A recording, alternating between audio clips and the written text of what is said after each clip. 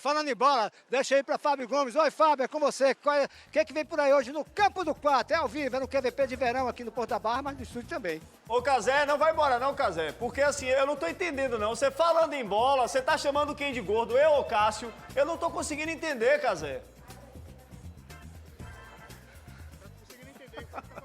E o que, rapaz? Você falou assim, falando em bola, vou chamar Fábio. É Fábio ou é Cássio que é gordo? Eu não tô entendendo, Cazé. Olha o que você vai dizer, Cazé. Não é futebol, rapaz. Ué, futebol, meu irmão. Fantástico, Cazé. Um beijo pra você. Arrebentou, Cazé, direto da Barra. Parabéns por esse projeto. No Campo do 4 começando.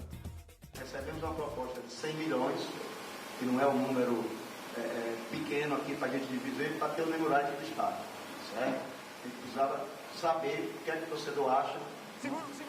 Segura aí. É polêmica porque, meu amigo, essas declarações estão dando o que falar. Já daqui a pouco o Cássio vai comentar. No Campo do 4 está começando. Bahia viaja para pegar América Mineiro em Belo Horizonte. Tricolor vai ter mudança na escalação. Cruzeiro tropeça e tá tudo embolado. Já o Vitória, a apresentação do planejamento para 2024 é o No Campo do 4 que está começando.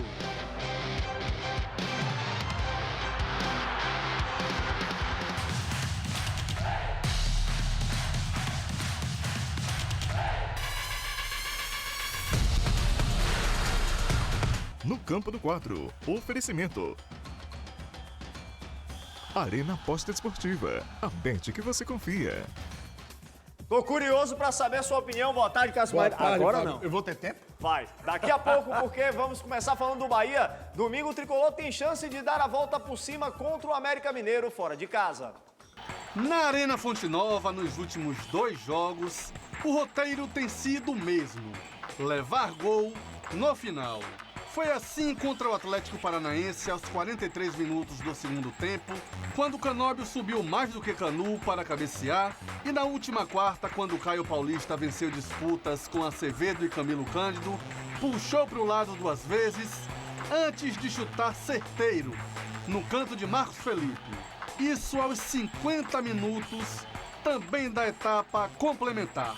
Se serve de empolgação, vale lembrar que o próximo jogo do Bahia é como visitante diante do Lanterna América Mineiro. Foi longe de casa na penúltima rodada que o Tricolor fez a sua melhor partida no ano, quando goleou o Corinthians por 5-1 na Arena Itaquera. Para essa partida diante do Coelho, o esquadrão não terá o volante Iago Felipe, suspenso pelo 3º cartão amarelo. O tricolor baiano, que está na zona de rebaixamento, ocupando o 17º lugar, precisa vencer se quiser escapar da degola nessa reta final de Brasileirão. Cássio Cardoso, é uma boa notícia essa ausência do Iago Felipe? Não, não trato como boa notícia, não. Felizmente o Bahia tem se comportado, né, principalmente o banco de reservas, de uma forma em que a gente não consegue olhar em substitutos peças que passem confiança, né? O Rogério Ceni demora para mexer, a gente já percebeu isso, e a gente percebe que quando os jogadores que vêm do banco, a exceção do Ademir, tá? Que justiça seja feita, entrou bem contra o São Paulo até se machucar e foi bem contra o Corinthians. Mas o jogador, quando vem do banco, não está indo bem. Sem o Iago, a tendência é que o banco fique ainda mais pobre, porque ele poderia ser uma opção para o banco de reservas, né? Como poderia acontecer, por exemplo, no jogo contra o São Paulo. Então, não é uma boa notícia, é importante contar com o máximo de pessoas possíveis, jogadores possíveis. Agora, é um jogador que é essencial para o Bahia titular? Não é, né? Nós sabemos que não é. Então, vamos torcer para que o Bahia possa competir em alto nível sem o Iago. Provável escalação do Bahia para o torcedor imaginar o que é que o Rogério Ceni deve mandar a campo. Marcos Felipe, goleiro. Na direita, Gilberto. A zaga segue com Canu, né, e o Vitor Hugo. E na esquerda, para mim, vai continuar até pela falha o Luciano Juba. No meio, Rezende e Acevedo. Mais para frente ali o Tassiano, né, ao lado do Cauli. E aí eu coloquei o Biel com o Everaldo. No meu entendimento, vai dar Everaldo, mas eu não descarto, de repente, Ademir aparecer por ali. Eu tenho uma desconfiança que o Ademir não vai ser titular, porque o Ademir ainda ficou com aquela questão do ombro, da lesão, quando entrou no jogo contra o São Paulo. Para mim, Fábio, a escalação é essa, é palpite e a opinião. Eu acho que o Bahia deve ir com Everaldo, Biel e Cauli ali na frente, o Tassiano no meio. O Juba, para não ter a menor dúvida que deve ser o titular lateral esquerdo. O Camilo Cândido foi muito mal no jogo contra o São Paulo. Sim. Jogou pouco tempo e mesmo assim prejudicou o time. E no mais, é o Gilberto que vem mal, mas o substituto não passa confiança e a zaga ainda é Canu e Vitor Hugo. Acho que mudar estruturalmente nesse momento talvez não seja o ideal para o Bahia. Fala da mudança de horário, Cássio, que a diretoria do Bahia solicitou e o jogo vai para 18h30 porque os adversários também jogam 18h30. Eu tenho minhas dúvidas em relação à efetividade disso, mas entendo que para a isonomia do campeonato é importante, né? Porque, veja, essa é uma rodada que pode ser definitiva para o Bahia. Tem uma combinação possível que coloca o Bahia na segunda divisão. Então, para mim, é natural que o Bahia pleiteie jogos no mesmo horário para que a gente não tenha uma interferência de adversário jogando sabendo o resultado de outro adversário. Beleza, e o Botafogo saiu da liderança, mas a gente tem um resumão dessa rodada da Série A. Bom, então daqui a pouco a gente vai mostrar o Botafogo, Cássio, que era o líder absoluto e deixou o campeonato passar, foi embora. Posso falar sobre o Botafogo? Dizer um negócio pra você, se o torcedor do Bahia tá com um psicológico desgastado nessa temporada de Campeonato Brasileiro, em especial, o do Botafogo eu não faço ideia. Vamos ver, então? O Botafogo tá judiando, vamos dar uma olhada. Coloca aí. Tá puxado pro torcedor do Botafogo. Acabou a esperança. Parece que morreu algum parente meu. Jogando fora de casa, o Alvinegro só abriu o placar diante do Coritiba aos 50 minutos do segundo tempo, com o Tiquinho de pênalti. Parecia que dessa vez ia, mas no lance seguinte, Edu arrancou o empate. Já são 9 jogos sem vitórias. Ao longo de novembro, o Botafogo colecionou resultados difíceis de acreditar. Vencia o Palmeiras por 3-0 e tomou uma virada de 4-3. O mesmo aconteceu uma semana depois diante do Grêmio. Também cedeu empates para o Santos. E o Bragantino? Detalhe, nos 4 jogos deixou a vitória escapar nos acréscimos. O que a gente encontra em alguns e muitos, a maioria jogadores do Botafogo, depois da virada que sofreu para o Palmeiras, é um jogador já combalido mentalmente, em que ele já está exausto mentalmente. A gente percebe que ele já não tem mais controle de algumas ações. O Botafogo liderou 31 das 36 rodadas do Brasileirão, todas em sequência. Bateu recorde na liderança do torneio e chegou a ser chamado de o time que não perde. Mas depois de tantos tropeços, agora vê a possibilidade do Palmeiras ser campeão antecipado já no próximo domingo, uma rodada antes do fim. O Verdão fez o dever de casa e com folga. Goleou o América Mineiro e encaminhou um bicampeonato que parecia improvável. Por isso que o futebol é mágico, não é? É mágico. Há um mês e meio atrás, o Palmeiras, toda a gente dizia que estava fora, não é? E só demonstra a resiliência, a dedicação, o esforço que estes atletas fazem diariamente. O Palmeiras será campeão na próxima rodada se bater o Fluminense em casa e os rivais na briga pelo título não vencerem. Além do Botafogo, 2 deles se enfrentaram no Maracanã. O Atlético Mineiro, dono da melhor campanha no segundo turno, deu um show, 3-0 em cima do Flamengo. A rodada ainda teve 2 times espantando de vez o risco de rebaixamento. O São Paulo, que deixou o Bahia mais perto da Série B, e o Internacional, que derrotou o Cuiabá. E para completar, uma noite inspirada de Germán Cano, que chegou a 40 gols no ano na vitória do Fluminense por 3-0 sobre o Santos. E até para você comentar, Cássio, tivemos muitos gols também ontem, né? Depois de 10 jogos sem vencer, o Fortaleza bateu o Bragantino, Cássio Cardoso. O Fortaleza se livrando aí, né, de qualquer preocupação que diz respeito a rebaixamento. E atenção, torcedor do Fortaleza, né? O Fortaleza quebra um recorde de clubes nordestinos na Série A, de sequência. Vai para a 6ª Série A seguida, desde os pontos corridos. Apenas Bahia e Ceará tinham conseguido ficar 5 seguidas. O Fortaleza agora vai para a 6ª, venceu o Bragantino. Pode colocar as imagens aí, né? Porque na Bia Bichedinha, aos 13 minutos já, o Fortaleza abriu o placar, né? Aí já temos as imagens aí dos gols, né? Resultados que a gente tem que destacar. Inclusive, um foi importante, que foi o do Cruzeiro com o Atlético Paranaense. Que não venceu o Atlético Paranaense e matematicamente ainda pode ser alcançado, inclusive pelo Bahia. O Cruzeiro está com 45 pontos, o Bahia está com 41. O Cruzeiro pega 2 times que lutam por título, o Botafogo fora e o Palmeiras em casa na última rodada. Então o resultado não foi bom para o Cruzeiro, mas a gente faz essas projeções, claro, imaginando o Bahia fazer o seu papel. Só que o último jogo do Bahia, primeiro pega o Lanterna, mas depois vai pegar o Atlético Mineiro brigando por título, provavelmente, aqui em Salvador. Então o Bahia tem que estar muito bem preparado e buscar o seu melhor para poder aproveitar esses resultados que, sim, ajudaram. A rodada, Fábio, ajudou o Bahia. Quem não se ajudou foi o Calma Paulo. aí, mas eu preciso mostrar esse quadro. É um quadro, assim, tenebroso, né? Mas a gente tem que mostrar para o torcedor do Bahia... Não, depois a gente vai trazer esse quadro, então, porque, na verdade, a tabela da Série A vai ajudar a gente a explicar. O quadro é esse aqui. Se o Bahia perder para o América...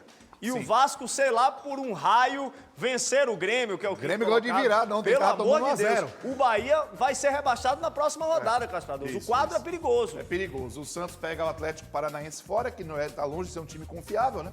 Então o Bahia realmente não pode sequer pensar em empatar com o América Mineiro, senão realmente aí já pode assinar o contrato com a Série B do ano que vem. O Bahia, infelizmente, se colocou nessa situação. Foram problemas próprios do Bahia. Mas, repito, a rodada deixou o Bahia bem vivo, que o Bahia sabe aproveitar isso. Bom, e o Bahia também já tem o seu primeiro adversário da tabela do Campeonato Baiano. Vai ser a DJ, né? O Jequié, às 9h30 da noite, quarta-feira. Primeira divisão. Destaque pro Bavi, 18 de fevereiro, no Barradão primeiro. Opa, 18 de fevereiro no Barradão, tem uma lembrança. 2018 foi aquela confusão, foi um 18 de fevereiro. Você tem que lembrar logo disso. Mas pra gente fazer diferente, pelo pra gente amor fazer de Deus, diferente, né? Pra gente fazer diferente, o futebol da Bahia precisa ser valorizado, tomara que o Campeonato Baiano seja muito bacana, com 2 times de Série A e que os times do interior também façam o seu papel. Agora sim é hora de falar do Vitória. O Vitória anunciou agora há pouco o planejamento para a temporada 2024. Após 5 anos amargando as séries B e C, o Vitória está de volta à primeira divisão. E não foi um acesso qualquer. Subiu como campeão. O primeiro título nacional da história do clube de 124 anos. Ao todo, foram 22 vitórias, 6 empates e 10 derrotas. Dentro do seu santuário, o Barradão, o rubro-negro foi soberano. Venceu em 14 dos 19 jogos disputados. Foram incríveis 79% de aproveitamento, com uma média superior a 22 mil pessoas por jogo. Mesmo com problemas financeiros, fruto de administrações passadas, a expectativa do presidente Fábio Mota é fazer um grande ano, já que o orçamento do clube será como nunca visto antes, algo em torno de 200 milhões de reais. Para o primeiro momento, o Colossal deve contratar pelo menos 12 atletas, um goleiro, 2 zagueiros, 4 laterais, 2 meias e 2 atacantes.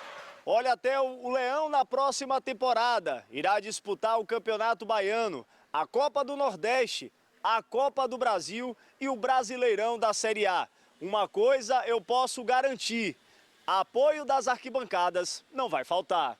Dos destaques da conquista da Série B, permanecem para o ano que vem o goleiro Lucas Arcanjo, os zagueiros Wagner Leonardo e Camutanga, o lateral e capitão Zeca, o volante Rodrigo Andrade e os atacantes Léo Gamalho e Yuri Castilho, além do experiente Osvaldo, de 36 anos. O técnico Léo Condé é outro que deve renovar contrato. É o Vitória, que busca manter o sucesso conquistado na Série B, também na Série A do Brasileirão.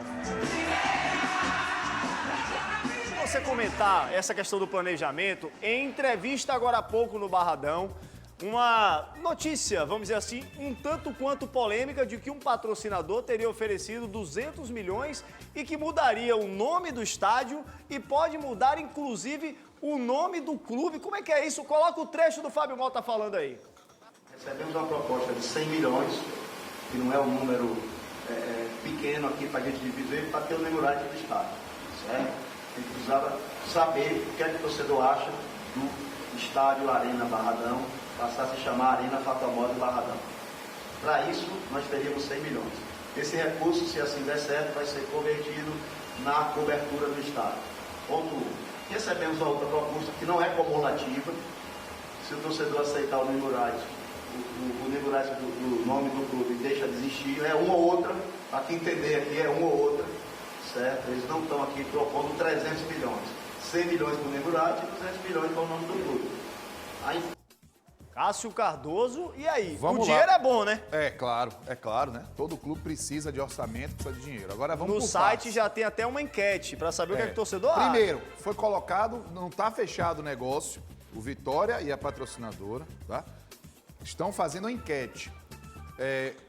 Tudo que eu vou colocar aqui não tem nada a ver com quem está patrocinando. Sim, tá? claro. Porque para mim é uma atividade legal, Exato. é uma marca legítima, já está dentro do futebol e eu não vou ficar aqui pagando de falso moralista, não. Agora, para mim, a estratégia aí é a seguinte: o O Fábio Mota botou um bode na sala.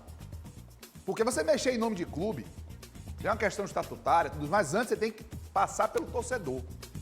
Nome de clube é algo sagrado, né?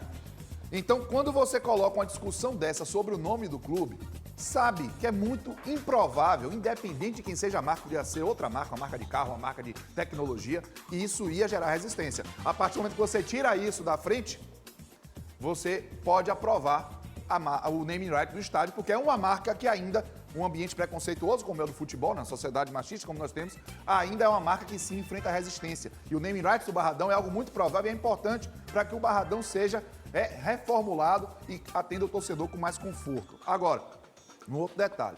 Fábio Mota, ele precisa escolher o momento de ser sério enquanto dirigente, como ele está sendo agora. Porque quando o adversário local, o Bahia, virou SAF, ele fez gozação com o nome do Bahia, sendo que o Bahia não vendeu o nome. Sim. E ele agora oferta à torcida do Vitória a possibilidade de mudar o nome associando a uma marca. Futebol é para ser tratado de forma séria o tempo todo. Dirigente é dirigente, torcedor tem que saber separar isso. Valeu, Cássio. Um abraço. Placar pro jogo do Bahia. 2-0 Bahia. Bahia vai vencer por 1-0. Bom, Cazé, a gente vai voltar pra você aí. Quer dizer, as bolas estão voltando pra barra aí, depois dessa Toma um piada. chute, Cazé. Mas você tá fazendo sucesso aí. Um beijo, Cazé.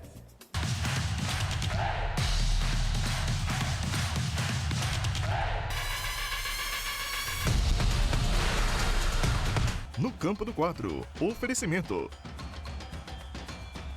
Arena Aposta Esportiva, a bet que você confia.